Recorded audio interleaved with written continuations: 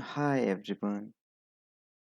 So in this video, I am going to thank the Spark Foundation for giving me the opportunity for 1 month internship in the domain of data science and data business analytics intern.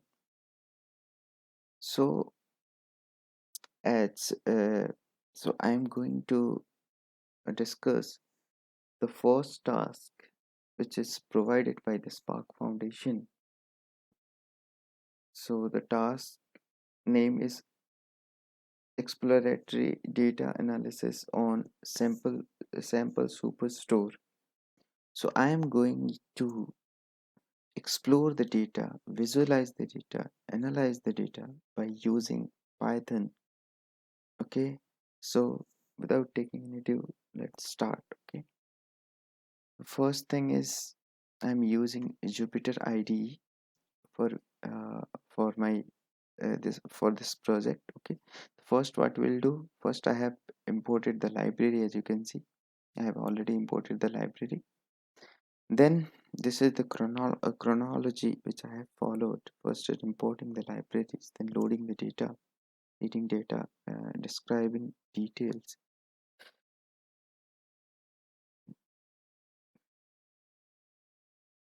and data cleaning. Okay, so here I have loaded the data frame equals to pd dot using the pandas.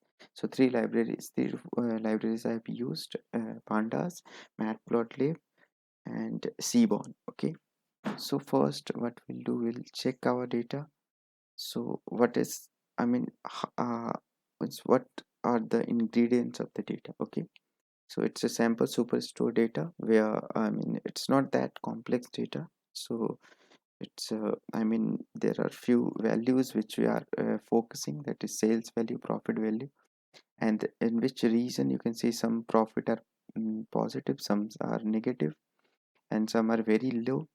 So we need to analyze, I mean, as a common analysis. Okay, like which area of sales is very low, in which area sales is high.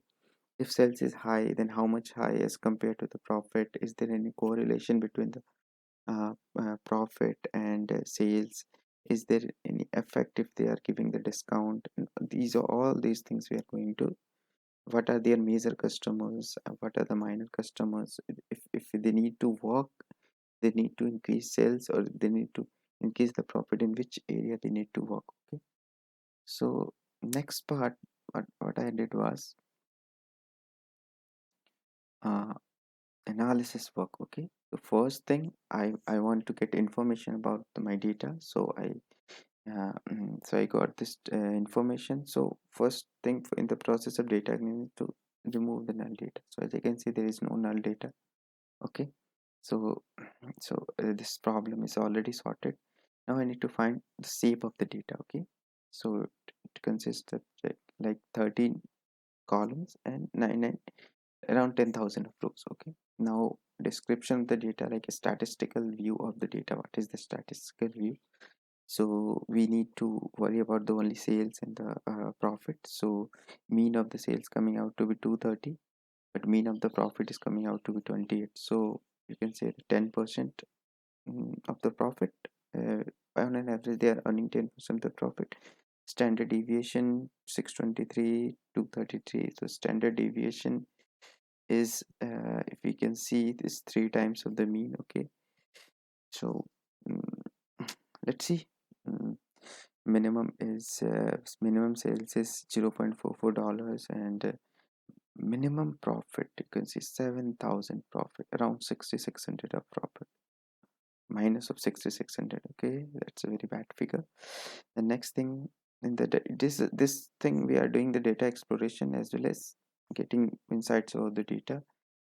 Okay, so df the columns, so these are the various columns. Okay, now I wanted to know this, what is the sum of the profit. Okay, so it's already calculated. Still the total sum of profit is 2,297,200, and sorry, sales and profit is 286,396.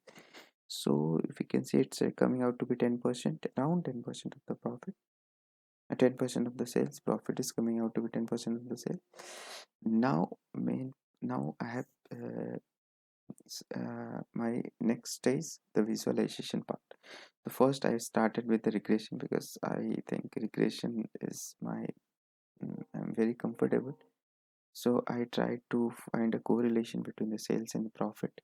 So if you can see, my correlation is, I mean, yeah, at the starting it's okay.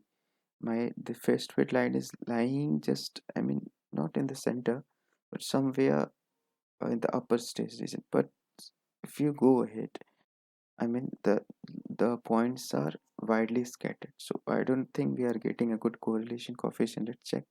Okay. Now, next thing was I did a heat map. Okay. So in this, I try to find the correlation coefficient of the profit. If you can see profit and sales this reason, this is coming out to 0.48. So I don't consider this is a good correlation. So what you can interpret from this is that if we analyze through the correlation coefficient 48% means there are means if we say that sales are high then profit is also high, it's not true. Okay, it means there are also various reasons which are going to determine the sales and which is going to determine the profit apart from the sales. Okay, so now I remove the unnecessary column which is not in use, that is postal. So df dot drop. So after that I remove the postal. You can see the postal column has been removed. Now the Chevron, I tried to mix the all the graphs, so this is not of that use, so we'll just move down. Now yeah, this is the, I mean, this is the, I mean, this visualization is quite important. Okay, because here I have used uh, histogram to, I mean, show the data. Means there are three kinds basically. The company is selling three kinds of product. One is furniture, office supplies, and technology. Okay, so if you can see furniture sales is okay, I'm very satisfied with the sales, but if we talk about the furniture profit, you can see it's negligible. Means they are hardly getting any profit. And if you take out the office supplies, okay, it's okay, but I cannot say that it's good profit. Technology, yeah, it's also okay, but I cannot say the good profit. Okay, but in the furniture it's a matter of concept. Okay, now let's move to the, so now I subcategorize all three technologies. In the furniture also I subcategorize this. So tables come out to be which is doing which is in heavy loss, that is giving around 20,000 minus 20,000 of loss. Okay, so all these are my furniture. Table, bookcases, supplies, fast, and I don't know why table, maybe due to COVID. If the data is around for the COVID, taken around the COVID, then I think mostly work from home is going on. So maybe that may be reason, or there may be other chances like heavy logistic cost or different thing. But I can guess like that. Okay, but all the other remaining things, yeah, you can see the copiers. It's getting the highest profit margin. Copiers, phone, accessories, paper. So these are which we are already seeing. Like in grouping, they are getting a good, means marginally good profit than this furniture, but the furniture supplies is getting a very less profit.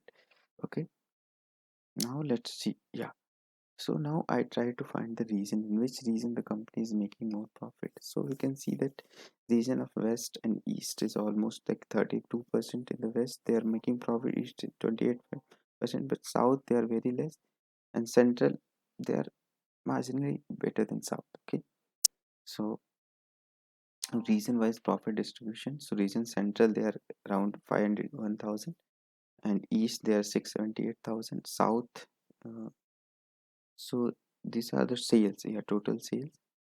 And if we see the profit, yeah, now next thing I have seen, I try to find out the top 10 sales areas. Okay, so we can see the California, New York, big cities, they are, so it's quite known that in big cities the sales is going to be high.